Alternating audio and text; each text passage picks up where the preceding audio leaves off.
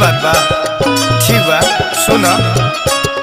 तू पढ़ल लिखल बारू धनिया केहू से जुबान न लड़ई ह चुपचाप बात सब सहल करो हमरो तू लाज बचई ह केहू तिरछा तकनी कहे केहू बात पकनी कहे कुछ कहे हो ऐसैया ऐसैया देवरा मन रखनी कहे ननदी तो फेकनी कहे सास कौआ हकनी कहे हो ऐसैया